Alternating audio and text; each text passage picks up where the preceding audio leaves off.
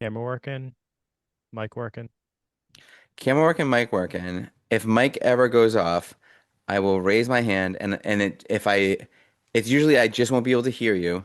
And if I just have to go to select a speaker and just click it on and click it off and Yeah, it works. you don't even have to say anything to like acknowledge it because sometimes if I notice it, I'll just keep talking until you come back and then we're fine. So then I don't Yeah. have to edit anything. Do you want me to just make it? I'll just go like this. Yeah. I'll go like this. That makes more Yep. sense. Yep. Okay. Hey everybody, welcome to the Unconventional Therapist Guide to Nothing. I'm your host, Dave, with my co-host here. His name is Greg.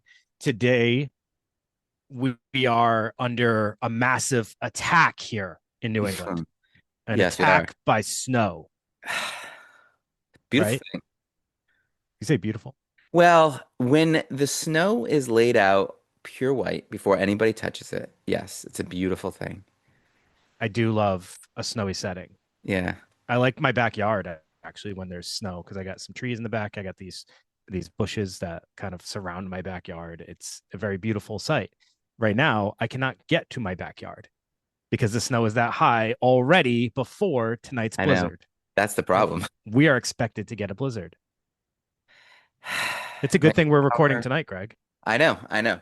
because I they know. are suggesting power outages and things like that. So, or who knows what could happen to our internet. Let So me if put you're listening, this is good that we planned it this way. the power's about to go out.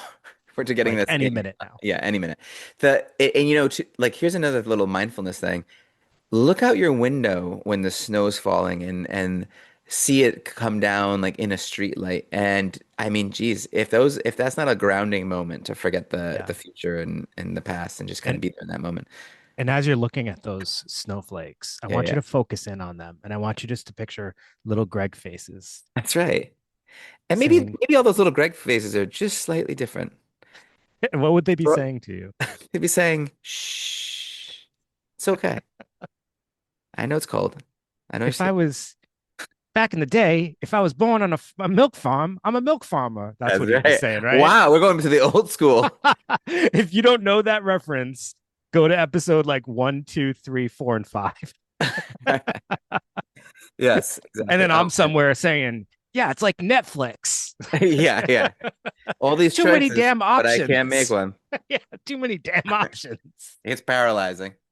Anxiety is the dizziness of freedom. We did mention that. That's Kierkegaard. Speaking of anxiety, do not let me forget anxiety and how I there's actually an element I didn't even put it in our notes for today, Mm-hmm. but there's more to our topic than I think we even have in our notes, but we can't do like a 2 hour long episode. But I Mm-hmm. do want to make a note on anxiety, so just remind me if I forget. Before we get into our topic today, though, let me just give a shout out to our new Patreon member. We have Jennifer who added this week, so thank you, Jennifer. Clap. I don't have sound effects, Greg, so you got to clap. All right, there you go. Thank you. There we go. All right. I don't know if anyone could actually hear that. And then also a big thank you to Annalyn, who's also been a supporter and listening for a while on Spotify, but she jumped over to Patreon and actually just jumped up to the bonus episode tier. So we appreciate that.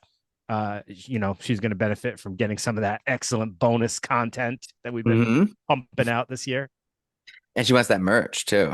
Oh, So and yeah. we So do no have to questions figure this that week. out. No questions this week. We didn't get any Oh, questions, but she did want us to revisit her question from the previous week, which was what about merch? And I mean, yeah, maybe hopefully at some point. we can at least do something for Anna Lynn at this point. We can get something out to her. Yeah. I mean, she Greg's asked. gonna Greg's gonna hand draw I the know. logo on one of his Hey, Hanes that's the budget right now. undershirts. We'll figure it out. We'll One figure it of out. We will figure it out. his Hanes undershirts. I know There you you go. got a ton of those. I do have 1,000, And probably. all of them have like pit stains, right? No, there's none of them have pit stains. I, Really? I don't do They're white. undershirts. I got them. Oh, you don't Yeah. do white undershirts? No, I do typically black, Under like everything? pretty much. Black can't go under everything. If you can't wear black if you got like brown shoes on. Yes, you can. Black and brown go fine Oh, together. Jesus, Greg. It's fine. Trust All me. right. Black and brown. Okay. Anyways, at least your shoes and your belt match, right? Of course. Uh, Well, okay, Greg. Hey, Greg, why don't you get us started here? okay. So, you know what? This is interesting because we were looking for a kind of a fun topic because there's been a little bit we've talked about some heavy stuff, some really heavy stuff between bombings and school shootings and things like that. So we're Yeah, like, hey, let's do something a little more fun. Let's do something maybe a little trippy, maybe a little like a rare psychological disorder. That was the original aim. But I think as we looked into the theme of that said psychological disorder, it's like, hey, this text itself, we're not doing a book episode per se, but the text itself has some interesting things, some really cool insights into the subconscious, and just some like, I don't know, archetypal slash I- iconic elements that maybe you didn't even yeah. know is from this. So And if you're not familiar with the text per se, I think the Disney film suffices for your knowledge absolutely. of this topic. I don't think you have to have read the text. I think just watching or know having knowledge of the Disney film would be enough to be able to understand our direction in this. What about the depth one? Yeah, I've seen it. It's been a while, so I don't remember. Something about the No, actually, animation really helps. I did rewatch the animated one today just for this episode, and there are obviously elements in that one that they don't include in the modern version. So Yeah, and there's something about like for me, like the cartoon, the animation that kind of really speaks to the unreality and the dreamlike unconscious world to me. yeah. So we're talking obviously we're going to be talking about Alice in Wonderland syndrome at some point. Um, but But this is actually going to be just more of an overview of Alice in Wonderland and psychological elements from it, right? yeah, and then we get to like Okay. literally just kind of like rip through the syndrome because the syndrome is quick, very rare and Strange. strange. Yeah. But like nail on the head though with the symptoms. We'll talk about it. So just for those who haven't, who've been living under a rock, Alice in Wonderland was a little novel by Lewis Carroll, which is a character of his own. Like we could get into him. He was a very controversial character in a lot of ways.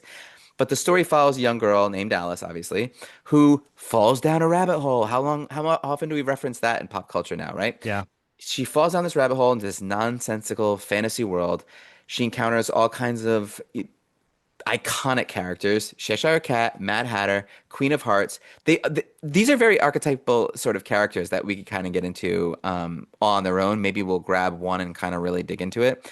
Um, she navigates this bizarre, size-altering, just madhouse of a world, and ultimately defies the chaotic queen's authority before waking up. She realizes it was all a dream, and still, although it was just this dream, and she was interacting with characters who are sort of not like unreal or I don't know, in some ways paranormal or dreamt up, like there was still some lessons learned. And it's funny because when you look at fairy tales throughout cultures, those people who confer with animals like your Cinderellas and your Snow Whites, these ones, these are the people who have the greatest insights. And I think it's like what people are trying to suggest there is that these are the people that are not only in tune with their conscious mind, they also have the ability to tap into their subconscious. So they discover this like unknown insight. And, sometimes the answers are clear to them, but a little bit obscure or like skewed to everyone else. I once, real quick, there was this guy who was, in a really weird situation. He was going into his backyard. Dave, I hope we have time. Like this, just allow me this real quick. I think it's a cool little thing. He was a kid and he was a lonely kid. And every once in a while, I'm gonna make this story quick. He would like go out into his backyard, and then there was this like little girl who started hanging out with him, and she would hang out with him. She would smoke cigarettes with him. She was like seemed cooler than him, seemed a little more mature. But sometimes that's just the way it was with a girl. Like she would smoke cigarettes, and maybe even sometimes she would drink a beer, and they were like 11. Um, So time went on and she just disappeared after a while and he was like really freaked out by it. He told his parents and he told his friends and he told his sister and they all thought like he was like hanging out with like a ghost or something. That's how like there was no sort of trace for this girl. And then he knew where she lived and she just wasn't coming out of there. So he thought that, oh, maybe she's being like mistreated by her parents and all this stuff. And his parents were like, don't get involved, whatever. So a few years go down the road, and there's an open house that family is going to be leaving, and he meets the mom who looks a ton like the daughter. So he's like, hey, like this must be the person. I know you have a daughter. And he kind of like confronts the mom about it. And the mom says, oh, our child died like years and years and years ago, right? So there is this like ghostly element to it. Years later, the guy's an adult hanging out in that same little area. He goes to that tree and he finds a crushed pack of Marlboro Reds in that tree. And he's like, oh my God, like this really happened. This was like a real thing that was happening. And that night he had this harrowing dream. And wakes up in this crazy sweat. And in the dream, he realized that it wasn't some little girl. It was the mom dressing up as the little girl. And once he saw it in his dream, it couldn't have been more clear, right? Everything was just so obvious. Because sometimes in your day-to-day life, you can only see what you're looking for. Like if something's so egregious or something is just, or you just don't really want to see something a certain way, or you're just expecting to see things a certain way, that's the way you'll see them. You won't see the truth, but your subconscious might hold that truth. Greg, when you figured out that it was the mom, how creeped out were you when you discovered that and you confronted her and you realized later that you confronted the woman you were hanging out with the whole Oh my time? God. How did you I, not w- realize it when you said something to her? I wish that was my story. But cool story, right? So I think this kind of Greg, leads us where right. is this from? This is from, I heard this secondhand from, it's not my story. The Crypt Keeper on Tales from the Crypt, Wouldn't that be cool? You won't find season that two. story on any show. No, I literally have seen something. I've seen something very similar All somewhere. right. I Well, can't you remember might what it find it on was. show then, if you look hard enough. What But show was it? I don't remember it from a show. But of course, people tell stories from all kinds of things. I swear I've seen this somewhere though. Except for Rack the your mom brain for piece. it. I don't remember the mom piece, but I remember like this kid hanging out with this girl in his backyard, and then the girl's like, "Yeah, there's some weird thing." But that's something that's a through line in a lot of things where like insights are revealed to us in our dreams, kind of, right? Kind of. It's like they're there, but sometimes our dreams give us a little hint, because that. So this is Alice's dream No, in this your. is just all right. So back to Alice. All right, let's get back to Alice. Wait, Okay. wait, you just took us. Wait, were you just playing the Cheshire Cat for a second? I was You just misdirection. took us I took. on a I misdirection. Yeah, yeah. And it was worthwhile because that's life, right? I misdirected. Wow, dude. All right. So I'm glad you mentioned this Cheshire Cat. We're going to talk about that a little bit later on. I knew you would like that sort of character. But for me, so this wasn't my idea to bring up this Jabberwocky poem. In fact, when I was Dave and I are both correct me if I'm wrong, Dave, but I think I remember us talking about both being English majors to start. Yes, correct. So My bachelor's in one English. Yes. Yeah, one of the first like poems that I was introduced to was this Jabberwocky poem right out of Alice in Wonderland, Lewis Carroll. And what's cool about this poem is it's written in a nonsensical language, but you know what they're talking about because I think it's like the sort of archetypal human story, the hero's journey. And so this story is speaking in like a language our subconscious can understand because it just gets I don't know, the bones of it. Do you know what I'm saying? So I'm just gonna Yeah. read this poem real quick. And it's a hard poem to read, but I'll try. And you tell me what you think. Ready? Yeah. 'Twas brillig in the slithy toves, did gyre and gimble in the wabe. All mimsy were the borogoves, and the momraths outgrabe. Beware the jabberwock, my son, the jaws that bite, the claws that catch. Beware the jubjub bird, and the shun the furious bandersnatch. Okay, you're laughing. He took his vorpal's sword in hand, long time the maxim foe he sought. So rested he by the tumtum tree, and stood a while in thought. And as in uffish thought he stood, the Jabberwock with eyes of flame, scrolling down, came whiffing through the Tulgey wood, and burbled as it came. 1, 2, 1, 2, and through, the vorpal blade went snicker snack. He left it dead, and with its head he went galumping back. And hast thou slain the Jabberwock? Come to my arms, my beamish boy. O Frabbis joy, No. come to my arms, my beamish boy. O Frabbis joy, Callooh Callay. He chortled in his joy. 'Twas brillig in the slithy toves, did gyre and gimble in the wabe. All mimsy were the borogoves, and the momraths outgrabe. Well, I think we know what our social media post is going to be. Jeez, right? That is a reel right there. But so listen to this though. Did you heard the story, right? I mean, like those I mean, somewhat. like it's a boy and there's a monster And he killed and something. he kills the monster and gets back to his father and then things are kind of the same again because it ends with so there's the beginning's the same, the end's the same. It's almost like an alchemist, almost like a hero's journey in that in The Alchemist, it's kind of he's in this place and things are kind of great. And then he goes on this journey and things are the same. The circumstances are the same. The place is the same. Everything that is around him is the same, but he's different because of the Hmm. thing that he did. Yeah. I What think, are, the momraths? You know yeah, those what's that? things? No. They're in the cartoon too.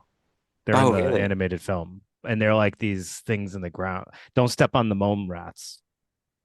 Yeah, so I know that that's isn't that cool though that that's all involved in that? Like it's like a I feel like listening to you recite that poem, I now know what all your patients are oh my experience when God, I know they're in session that with was you. painful even for me. Don't think that's lost on me. Like that was hard for me. They're just sitting in there like, oh my God, what is he saying? What the fuck's he talking about? What does that So, mean? I mean, but what it forces you to do though, like, so Carol described this as like below thought expression, like under thought. So words like frumious is like fuming and furious, and like this, the cognitive below thought, the process is like it associates it with that sort of language, right? Furious and Yeah. fuming. And it's like it forces you to move beyond the rigid logic thinking to create meaning. So this helps you be creative and engage with, you know, interpreting abstract things. Like maybe this makes by reading something like this and trying to understand it over and over again, you're better at like viewing art. I don't know. And it is it mirrors the heroic quest, this child overcoming this fearsome monster. And confronting psychological fears and societal pressures too, right? Becoming something he's supposed to be. It's like a rite of passage almost. There's a lot in this little poem, right? I was just thinking about that new movie, Fast and Furious 7. Oh my God, Dave. You're on it. You're on it today. We're family. We're family. With family. Yeah. Yeah. You have you ever heard like one of these things like a poem with unknown words before? Yeah. I'm trying to think what. Oh, it's you know what it kind of reminds me of is Clockwork Orange, right? A whole Mm. novel written with like words that aren't actually words, right? Yeah. Dude, I'm not a huge You fan haven't of read it Clockwork. or you don't like it? I've I have not read the book but I have seen the movie. Eh. Oh, the movie's great. Yeah, see, Kidding? I mean, I don't know. I'll say one more thing about the poem. Like the What's a story, Jabberwocky too? Sorry to the interrupt you. Jabberwocky, What is a Jabberwocky? a monster. Oh. It's the monster. When I saw the word Jabberwocky, I immediately thought of like that dance group. Have you ever heard of the I know Jabberwockies? exactly. They wear masks and they Yeah. pop and lock. I was like, why is Greg going to talk about the Jabberwockies? I'll talk I about Jabberwockies for a little bit. Great dance, great dancing. You know, I Yeah, mean, not those Jabberwockies. Um, it's a monster. I think there's something cool about this being at the edge of comprehension. You know what I mean? Like these words evoke our mood and you know, it's almost like dance and sound can change mood and you know, like good classical music, not that I listen to it, but like when you used to watch Looney Tunes, you know how to feel because that sound and that Yeah. music and that tone. This is sort of the same thing, but with words. Like they're not the words that they're not saying anything, but they evoke a mood and a tone, which I Yeah. think is cool. not to like harp on it, but like that is exactly kind of what he captures in Clockwork Orange in the novel too. Okay. Like it's he's you know, using you have to kind of translate it throughout, but you understand the context of what they're saying. So yeah, you're right. I kind of get what you're saying. Now let me ask you a question. You've read Alice. I Is it have Alice? Is the original the Alice Through Looking the Looking Glass. Glass? And this poem is just kind of like in the text. So not in all the texts, but it should be in the text. Yeah. How does it fit? Like how does this come up? I can't remember. When I read this, I was younger. Okay. I'm But I just would love to curious kind of because like there is read it. a in the animated feature there is a segment where Tweedledee and Tweedledum bring up the story of the walrus and the carpenter, and it almost to me feels like this would easily be a spot where like maybe they in the novel or something. And I mean, if someone's read it, please correct us or inform us, I should say. Um, this would make sense that maybe this is what they talk about in the novel versus the story of the walrus and the carpenter. I don't know. Yeah. There's just so much great stuff in this. Yeah. Do you want to talk about the Cheshire Cat for a little bit? Yeah. Yeah. He's an interesting character. So actually, that was a listener recommendation. I don't remember if I wrote Really? down. Yeah, a while back, actually. Somebody I want to say. I'm just gonna look because I'm gonna guess and it'll be wrong. If I can find out who it was, because I did write it down. Maybe I didn't. If I find it, I'll say it. It was recommended by someone on Spotify. So that's all I actually wrote. Sorry about that, but thank you to whoever recommended it. So they recommended it, and I never thought about the character in this way until Yeah. they said it. And then I was immediately like, oh, I should probably like understand what they're referring to here. But even And as a then kid, if I mean to yeah, interrupt you, but like it felt like there was something strange and unsettling slash you don't know whether to trust or not trust. yeah. It's fucking, He's very misleading, which I never really realized until rewatching the film. All the characters are very misleading. yeah. It's a bunch of misleading characters. Hmm? So it all kind but like he definitely is like the most prominent or obviously Yeah. misleading, like intentionally misleading. He's not just giving her a hard time, he is intentionally misleading her at times, but also highlighting some other really, you know, important concepts that I think we can get into. But yeah, let's start it off. All right. So like, and misleading, you're right. It is misleading, but I think like because she's holding on to the conscious mind and she still represents the conscious world and the cat is sort of representing maybe her but in the unconscious world so it might feel misleading but it's sort of like ambiguous if that's true or untrue and what's right and what's Right. wrong like you know Well, she's very focused on finding or following this white rabbit. And as she's doing that and she's questioning, the cat of like, which direction did he go? That's when it kind of like becomes very obvious. Like he's not going to just tell her. yeah And it's also, almost like why are you following the white rabbit yes, without saying it, your conclusion comes to like, it's maybe not that important. hmm And as you're watching, you start like I had this moment today. You start to wonder at the same time that he's doing that.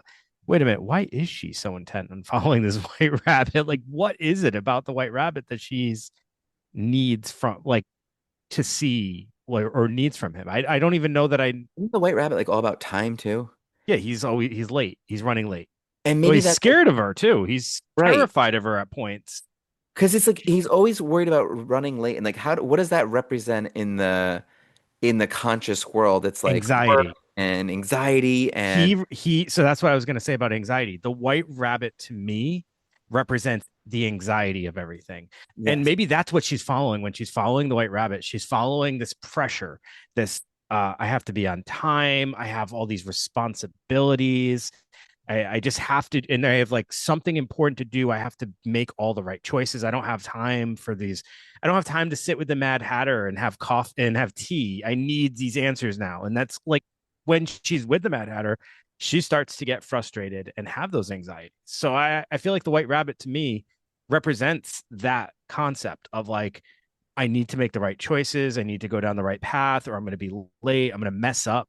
Very against the Alchemist, right? Yeah, When we it's almost talk about like the the that white journey. rabbit is the path laid out for you by others. It's like the path you're following, but it's not the path you created. And is that the way Or you're the one that supposed we to? it's the one that we think we're supposed to follow. Yeah. Like, and we're Yes. putting that pressure on us that we have to make the right choices. We have to go the right path because we're so afraid of what the other paths are going to consist of, or we're going to make the wrong choice. And the Oh Cheshire my God, Cat it's so pushes true. against that. We're so much more likely to make to continue to make sort of maladaptive, I hate to have to use that word, familiar choice that's not great for us, I'll say, then we're way more comfortable with that than we are to make an unknown choice, even though that's ambiguous. Like the unknown, and this whole place is ambiguity and just kind of the unknown and the sort of uncomfortable, right? Mm-hmm. And we're way more likely to chase the familiar, even though it hasn't been good for us, than we are to just kind of look into this other stuff that could be good, but we're afraid of it. You know what a crazy feeling is when we're having these conversations, and suddenly I almost like feel like I get an idea and like my whole body jerks. And that Yeah, literally just yeah. happened to me though. Um, Whoa! holy shit! I have to say this right now, or I'll forget it. Uh, I just was remembering a moment in, and like again, I'm going more based on the film adaptation because I literally just watched it before we Mm, started talking. But there's so we're talking about choices and everything, and she's constantly being confronted with choices. They're not only just about paths, but like big or little. Like, do I eat this or do I eat this? Like one will make you big, one will make you small. All those things, and she never knows which one is which, so she has to try, which is yeah, really hard for her. In the very you're beginning of the movie, she gets too big, right? And she's like, "Oh my god, what am I going to do?" And she starts crying, and then her tears cause flooding, and then she figures out how to get small again, gets small, and now she fits in the door. But now, like she's like in this bottle and is like floating in the water, and she goes, "I wish I didn't cry so much because now." So it's like she's almost acknowledging like I shouldn't have gotten so worked up and emotional about my choice because I was able to actually get back on the right track and make a choice that you know is going to help me going forward. So so the wrong choice is early it was hard for okay. her. Hmm? Yes, What's that? the wrong choice is okay. The The wrong wrong choice is choice, okay. yeah, It doesn't mean you're going to completely not be able to rebound. You can get back on track. And then later in the film, she's on the mushroom with the caterpillar, and one size will make you big, one size will make you small again. And she handles it significantly better than she handled it back then. So it's like she's getting more accustomed now growth, to like yeah, I can growth through make different experience. choices. Right? So like Yes. there's way more danger in no choice than wrong choice, I think, right? This choice paralysis Right. is worse than and so it's like a lesson she's learned in her own subconscious, and this is kind of the people will describe the benefits of like psychedelic experiences. You can have, this formative experience within that sort of realm, or just go completely sort of to, you know, lose it, because that's possible too, Yeah. right? Right. So anyways, Cheshire Cat. Wow. You know what I think we might end up doing, Dave? Not to sort of spoil this for the listeners, but we might have to do Alice in Wonderland Syndrome as a bonus and just finish talking about the Cheshire Cat, because this is actually super interesting. So, Well, let's get through this. Yeah. And see where all we right, go. the cat, just with the smile and everything, right? It symbolizes the subconscious mind, duality, challenging the rigid logic like we've just been talking about, and acting as a guide through Alice's mental chaos. So it's like it embodies rational madness, right? Which is a sort of an interesting concept by accepting the illogical and representing a detachment from societal constraints. That's kind of what we're talking about here. Why do you feel like you have to continue to follow this? you know, what everyone else is doing? Why not? Is there something more? Is there something different? And how do you know that what's right and what's wrong unless you try? And that's what she's learning while she's there too. Um, and is the cat, some would say, her id, as we've talked about. One of Freud's sort of representations of the internal self, the id being your carnal desires, your wants, your impulses, right? I mean, how else would you describe that? Those kind of like your Yeah. sins, Yeah. right? Your desires and your animalistic side, I guess I would say. And the sort of the cat represents the hidden thoughts and raw instincts that are inside all of us, mirroring Alice's doubts or fears, and that's kind of why she's scared of it. Why I'm saying this is like, is the cat Alice's shadow? Hmm. Like the Jungian shadow, like because we're talking the grinning and the fading and like appearing, between reality and illusion, appearing when she struggles with confusion, like at Yeah. confusing Yeah. moments. Is this her? Like, is this?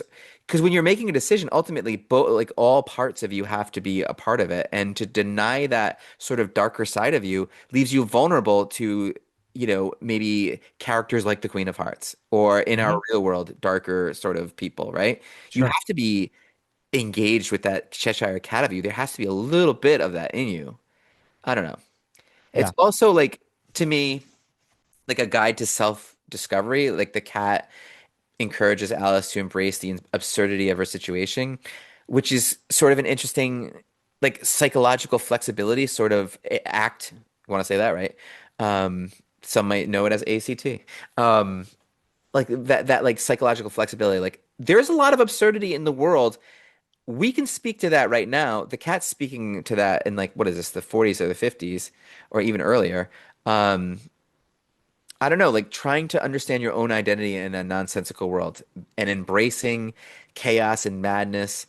And the cat suggests that insanity is merely a different, often more honest perspective of a reality, Yeah. which I find to be sort of fascinating because it's like, isn't insanity sometimes like I've talked about this working in the hospital where sometimes I just think like, wow, like insanity is just being sure of something that the rest of us are sure isn't true. But like, who's to say? Yes. You know? Well, majority rules, I guess. I guess majority rules on that one. Yeah. Hmm. You Okay. know, in some ways, back to that idea of identity, Mhm. I feel like every character in this plays a role in her discovering her identity. There's themes that every character that approaches her teaches her or guides her on that help her understand herself better. And she walks away from every one of those interactions with um, a different sense of herself. So he definitely, plays into a lot of it, but there's characters like the caterpillar, the Queen of Hearts, Tweedledee and Tweedledum, the White Rabbit. I think they all actually impact her in some way, um, with similar but different things. It's interesting. So it is an identity search, isn't it? So Yeah. it's like she's meeting all these characters within herself.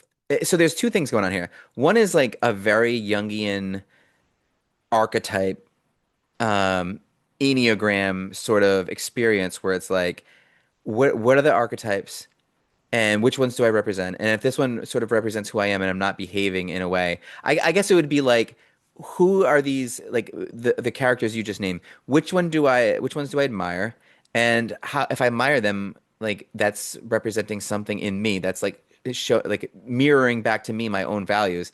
And if those are my values, like how much like this person am I being? Am I using the things that I value in this person in my own life to help create my identity? Like, am I letting this part of me out?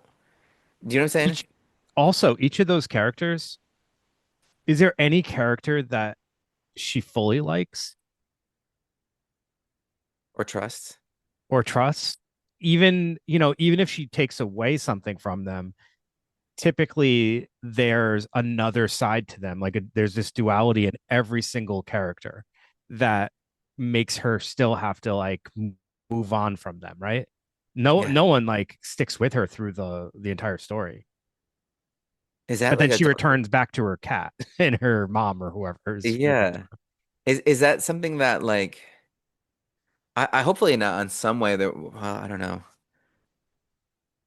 In a lot of ways there is this like lonely piece to this too, right? Where she's kind of like in this on her own. and It is she's not scared too. That's another thing, and that's different self-discovery. for there. That's different for these kind of stories. Like even Snow White, when she goes into the forest is scary, right? Yeah. It's like this nightmare scene when she's running through the forest and everything's attacking her and coming at her. Alice is just free roaming these woods that are like I know, they it'd be should be freaking out. scary. I know. And she's not dressed for it, didn't seem like, Definitely not. right? And she's very trustworthy or trusting of people throughout. But I don't think that's a flaw of hers. No, I think that vulnerability it ends up weirdly working out for her. And there is this like one more thing I'll say about the cat, and then I'll let you say something. There's cognitive dissonance there.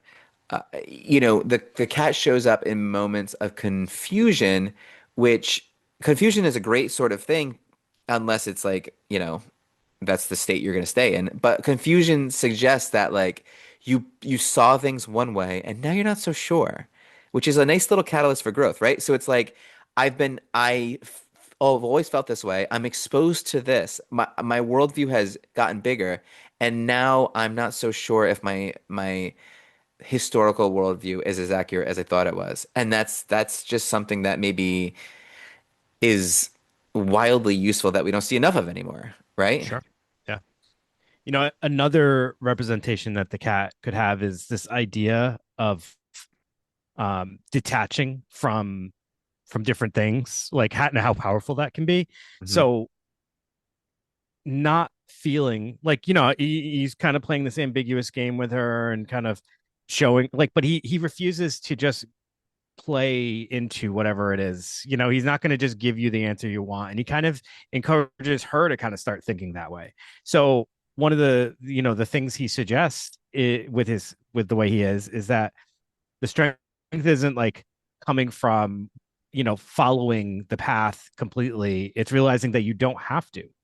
It's that ability to just like detach from whatever this force is going forward, which actually kind of plays into the whole Queen of Hearts theme, because she's Yeah. all about control and everybody has to conform to her ways and everybody has to play exactly how she wants to play. Like the roses have to be red, everybody has to be uniform, and then the power actually comes from not giving into that, kind of resisting And if that. they don't conform, like off with their heads, Right. which suggests that there's no place for that kind of free thinking Yes. or alternative thinking, which is just kind of like a really cool, wild thought, Mm-hmm. I Yeah. think. Yeah, I do too. Yeah, this is like the Cheshire Cat is that gleeful sort of madness and I don't know. We keep like all right. I think like I'll just go through just a couple of key interpretations of like other people, and not even from a psychological sense, but like what people think of. And the cat says things like, "We're all mad here." So the cat represents reality where sanity, madness are relative. Like it's somehow the cat is bordering the lines of sanity and madness at the same time, which I don't know. Sometimes people would say like, yeah, that's like what it means to be human in a sense. It's that it's pushing against the idea that normal exists, right? Yes. And Oh that yeah. I think that's such a cool thing because especially like today, you hear people like normal's boring, right? And Yeah. there's no such thing as normal. Everybody is unique and a little strange in their own ways, right? And the more we can accept that, the more we can just say things like we're all mad here and actually say that in a positive a way, which is what he does. He says it as if it's a positive fact about everybody that exists around him, and he accepts them for that. Yes. Which Some is are a little more mad than others, or mad in different ways. yeah, yeah, yeah. It's cool. Yeah, and yeah, like which is like also you keep mentioning how like there is this you don't have to he's kind of like offering a different path. And I think that's what makes him scary because there's nothing like I mean he's creepy and he's sort of this like trickster kind of guy and that lingering smile that sort of represents this whole world's absurdity that kind of like lingers in just the smiles there. Um it's just I think what's scary is the suggestion that there's not just one way to do things, that maybe just because everyone else is doing this certain thing, maybe you don't have to conform. Maybe you shouldn't conform. Yeah. I mean, I don't know. Like, I saw in your notes, like, you kind of like wrote something down about the crossroads, and I was curious to see, like, what, because I'm very interested that sort of idea of the crossroads. I mean, if you guys have listened at all, and have you listened to the Robert Johnson episode, one of our favorites, um, I think that, I'm fascinated by that idea too, because it sort of, to me, obviously represents choice in a way. Um, and so, Dave, like, what did you sort of get from Well, that? yeah, I mean, she meets him literally at a crossroads Yeah. and she has to decide what path to take. And his character does not provide guidance. In fact, it provides the opposite. It's like he went that way and then his eyes go a different way and then his hand, or did he go that way? And like the way that he says it is like, I'm not going to tell you. Hmm. He went one of those ways. You're going to have to make the choice for yourself. But I'm going to play this game back and forth with you a little bit just to frustrate you because you're going to have to make this choice yourself. And it kind of represents that paralyzing feeling that we get when we get to a place where we don't know which choice to make, right? So we have numerous options and we just feel paralyzed. How many people can relate to that feeling where it's like, I could do this and this and this, and then we don't do anything because we're afraid we're going to make the wrong choice. And that's what he pushes against. You're going to have to make a choice. I'm not going to tell you what one to pick, but he And you went can't one of those unmake it. ways. So there's no real wrong choice. You're either going to learn from it or you're going to continue no matter what, but there's no real wrong choice. And the other thing that I think is beautiful about that moment is we've talked in the past about how like we as people like our choices are our identity, like the choices that we make, the things that you are what you repeatedly do, that old Aristotle thing. If he makes that choice for her and we agree that choices are what makes us who we are, then he's stealing her identity or she's denying her own existence or something along those lines. But he knows that for her to grow, it's almost like he's a good character in that way by not doing this thing for her. Yeah, yeah. No, I think that's cool. this is very back to that, very, very old episode we do. This is very Alchemist right here. Hmm. It's it's not about the choices you make. It's about the journey you take. Hmm. So it's less the choice you make is less important than the journey you go on when you make those choices, right? And anybody who, kind of sits there and feels lost is just they're not it's not that you're lost. It's just you have choices and Hmm. you have to choose on which one to go on but you have to go forward in order to go on the journey. That's the important part. It's not the destination.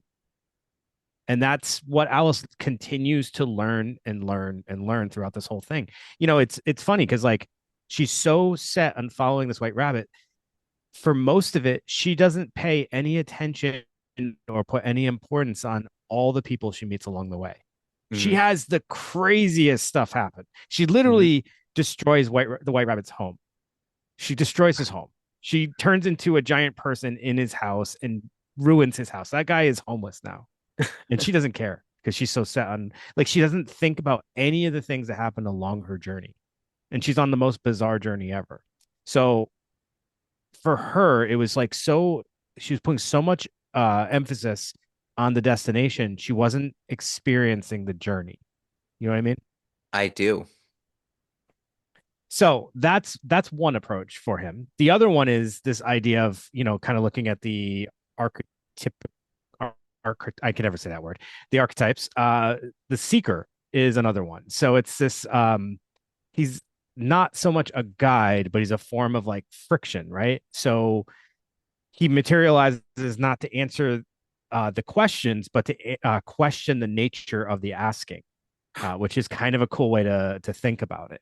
So it's like, he's doing all this stuff. He's making all these like, riddles and things like that, and reframing questions to her.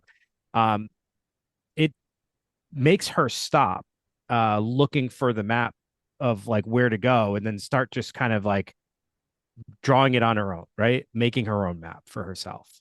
Um, it's his presence really just forces her to start to seek her own answers and not look outside for those answers. It's very like Socratic. It's like Socrates in a sense. If you've read Yes, any of like 100%.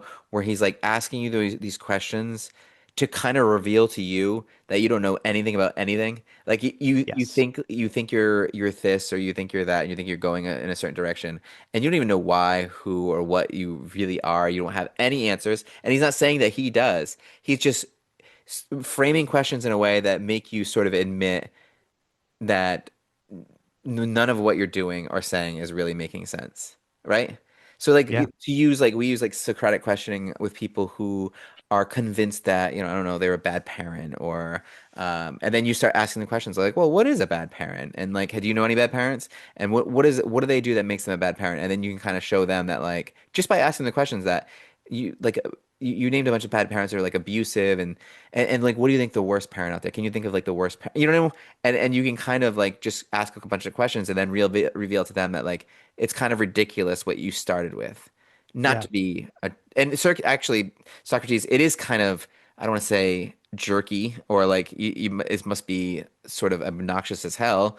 They ended up, they ended up killing him, right? Forcing, but still, I mean, I mean, or forcing him to eat hemlock or whatever he did to, but still. Yeah. Smart guy, all the same. So, Greg, I think maybe next we can go over some quotes, but then I want to just highlight a few more characters before we wrap, I would and love maybe that. what their presence means. Okay, so just yeah, because I mean, we could have named this. We could probably almost name this episode the Cheshire Cat. Cheshire And Cat. that was Yeah. completely unintentional. Yeah. Just got interesting. Some famous quotes, or his most famous quotes. We'll just reveal some of those. But I don't want to be go among mad people, Alice remarked. And he said, "Oh, you can't help that. We're all mad here. I'm mad, and you're mad." And it's like, okay, wow. Uh, So we're all an equal playing field here then. yes. And that also highlights that I'm not this higher power for you. Like you're on the same playing field that I'm on. No, we're all level here. So you're not going to get any answers from us. The answers are yours. You have those answers. Yeah, absolutely. And I like this one too. He says, "If you don't know where you are going, any road can take you there."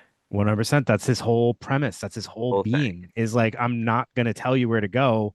If you don't know where you're going, just take a road. Yeah, that's where you're going. Go that way or that way, right? Yeah, Doesn't yeah. matter. Both are right, Yeah, Both yeah, are right. And you know what? If you don't like it, you'll figure that out and you'll adjust and move, and then the yeah. road will reveal itself as you walk it. And also like again to highlight that thing you said before, like if you don't know where you're going, yeah, like why are you following the rabbit? He's Yeah. basically saying that without saying it. Like if you don't know, you don't even know where he's going. You don't know where you're going because you don't know where he's going, and you don't even know why you're following him. Yeah, yeah. It's like what? And I like this last one. Because the rest are kind of just about being mad. Every adventure requires a first step, and that is just the. I know that sounds so ridiculous, and of course it's No, true, it but it's doesn't. like the choice, right? Like the paralyzed nature of choice, and like, oh, what if, what if, what if, what if, what if? I think what's scarier than not make like it's way more damaging to make no choice than it is to make a wrong choice, Yeah, right? At least it's action. So I absolutely. think, this cat, providing insight and direction and sanity and perspective in an absurd world, I think it suggests that we need to create meaning, create our own meaning. And we live in a nonsensical world. I bet you a lot of people agree that that's true. And what can we do to make our people and our lives meaningful? And I think that's just paying attention to the right sort of things and action. We're a big Yeah. action. Well, and life is a journey, and life can be so fun in some ways or so mysterious in other ways, and sometimes can be really sad and but like it's so many different things. It's a variety of things. It can be scary. Um, but that's what a journey is. A journey is all of the above.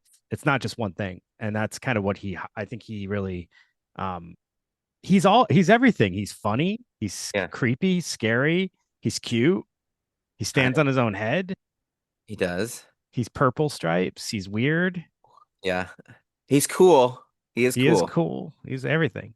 All right, so I want to like mention some other characters because I really never thought about some of these characters in the realm of like what they represent. And I already so far I've already mentioned the White Rabbit. I really think that he represents that pressure that of society on like making right choices or being, timeliness and be like everything has to be on a timeline. I think he just kind of encompasses all of that. One that I found super interesting was the caterpillar. Now, do you remember the caterpillar, Greg? Smoking that hookah? Everyone's a drug addict in this. There's definitely like like a psychotropic, psychedelic sort of vibe for Yeah. sure. Yeah. Well, he's interesting because he's a couple of different things. Well, the first thing is like there's this emphasis on language with him. So every he over enunciates and letters puff out in smoke as he's doing it. So I don't completely understand that, but he's like this. It's almost like he's like this overly performative character, right? But he's actually sort of other things because he tells her to watch her temper and all this, and he quickly loses his temper at various points. So it's almost like he wears the persona in the shadow kind of thing. Like he tries to hide his anger that's inside by putting on this like I'm overly perfect. I can judge this. I can be this because I judge it. It's almost like when we talk, this is would be considered like absurdist philosophy in a way. There's also elements of Camus in here when we talked about the fall, like being a judge and a punished, like the judge penitent. So you're like judging people and being sorry for it, but also doing it, and by you're allowed to do it because you admit that you do it, right? Like Yeah, it's just like yeah, this weird sort of combination of things. And also like I'm reading right now like Notes from the Underground, Dostoevsky, and there's some like elements of this too where it's like a person telling other people how to be, but simultaneously, like through the text, you can see that they're exactly the same way. And is it like, are we just all like this? yeah, You know, like yep. don't do this, but you are that. This But shadow then is dead on and that. and the other part of this though is at one point he says one of the more profound things. He says, "Who are you?" And it's I think that's the question for her in general. Who are you? Like identity seeking, right? This is a journey of identity seeking, gaining self-awareness, understanding the things that she maybe like overemphasizes versus other things. I don't know. There's Stop identity. chasing. God knows what. Who are you? Yes, exactly. Stop chasing it. Stop feeling like you got to seek answers. Just look inside. Yeah. All right. So that's the caterpillar. Just really quickly, there's that little story I was saying with Tweedledee and Tweedledum tell about the walrus and the carpenter, and that's all about like deceit because they deceived the oysters in the water um together. They deceive the mom of the oysters to make the oysters think that they're gonna, I forget what they tell them, but then they bring them to the dinner table, and then they're sitting down and they're both getting ready to eat those oysters who think that they're supposed to be there for something positive. The carpenter steps away to go make something and is like he's really naive, and then when he comes back, finds out the walrus ate all the oysters and is like trying to exit, and he just gets pissed off. And I mean, it's a story about, we said she's super trustworthy, right? Huh? But this is all about maybe not being so trustworthy. So I thought this was an interesting contradiction to the character who we know to just kind of welcome everybody, and not everybody is always who they seem. Mm. I don't know. There's a little bit there that is Like interesting a and kind of self-deception thing. contradicts that other part that we were talking about with her just being very trustworthy of every character. I think as the story goes on, she learns you can't just trust everybody. You do have to understand that other people could have different motives, and some of those motives could be harmful, or they could just try to get you off path. Or sometimes, I mean, it's you just have to understand. You have to be paying attention to people, Mm. because if they actually paid attention to each other, they would have seen all the deceit in the Walrus and the Carpenter story. But nobody was really paying attention to each other. They were being blind. I might be overreading that one too. No, that's the whole point. That's the whole point. Let's see how like how deep we can look into these little stories. Hatter, about the Mad Hatter. He is, but it's this ridiculous character, him and the rabbit. Um, and I don't completely understand their purpose or like what exactly I would say like their character represents. But I'm curious, Greg, like do you have any thoughts about the Mad Hatter? So I don't know enough about the Mad Hatter to kind of really have. I've always found like so I guess the only thing I can say is I've been palette cleansed because the last sort of iteration of the Mad Hatter that I have is the Johnny Depp one, and I'm just like really confused by it. Okay. Yeah. So And I mean they talk about things like unbirthdays, and like they're just constantly moving and saying things that are nonsensical at times, and she's constantly questioning it. But then I guess part of it is also like, Alice, why are you so uptight? Like why can't you just go with the flow a little bit? But like they are so nonsensical. I don't and that would be one I would love for listeners to maybe chime in with your thoughts of that character, or him in the rabbit, and what they maybe represent, I maybe it's like guess. being open to maybe the Mad Hatter thing's like being open to like other maybe even cultures, you know? You're like visiting this strange land, and then you're Yeah. like getting frustrated because they're not doing things the way that you're accustomed to. And then Dodo is just kind of, to me, represents this idea of like, he presents like he has all this knowledge and is just really well to do, kind of put together character, but then he's like a dodo. So when she makes the house really big, because she becomes a monster, well, she becomes big in the house. His idea is to smoke her out, which is literally going to put the rabbit's house on fire. And the rabbit's like, no, no, no, no, I don't think that's a good idea. But he continues to do it, even though he's just insistent. He's like Yeah. very set in his ways. He's insistent on like, I got the answer here. And then she gets small, and it's no longer an issue. But he's still insistent on doing it because he's not even paying attention, because he's so set on doing the thing that he thinks he's supposed to be doing. So I mean, do with that information what you will, but I think that kind of explains itself almost. Yeah, like there's nothing more dangerous than a person that thinks they know everything. Yeah, and isn't actually paying attention to what's happening around Yeah. them, because they're just, yeah. So interesting stuff with It's these full of interesting characters. characters Yeah. and just a really cool thing. All right. So what we're going to do is we're going to take the subject matter we're actually supposed to do, and we're going to put that into our bonus episode. So if you are on the bonus tier in Patreon, you can check out the Alice in Wonderland syndrome. And for everybody else, we apologize that we didn't get to it, but I actually think that this conversation was way more interesting than what that conversation was going to be. I still think that's an interesting subject matter. That's why we're going to keep it in the bonus. But yeah, I think this will probably cap us off on our Cheshire Cat episode. Yeah. Is that what we're gonna call it? I guess. I mean, it kind of was, or it can be just an Alice Like in the Cheshire Wonderland. Cat and Friends. Or is it a guide to Alice in Wonderland? I guess. Actually, because Kind it of. is about Alice. Yeah. Yeah. Okay. All right. So, everybody, thank you for tuning in. We're going to go hop over and just continue the discussion in the bonus episode. But for everybody, we'll see you next week. We'll talk to you then. And yeah, if you haven't hopped on Patreon, please do. I want people just to be able to chime in with their episode requests, asking questions, start like contributing to conversations, all that stuff, giving feedback on there. It's easy for us to kind of respond to people on Patreon versus other platforms where you don't really have that social aspect of it. So that's why we encourage you all to go there. You can sign up for free, or you can just do a small monthly fee and get the bonus episodes as well, it's your choice, but we just want to see you over there. So hopefully we do. And we'll see you next week. All right, everybody. Have a great night. See you then. Peace.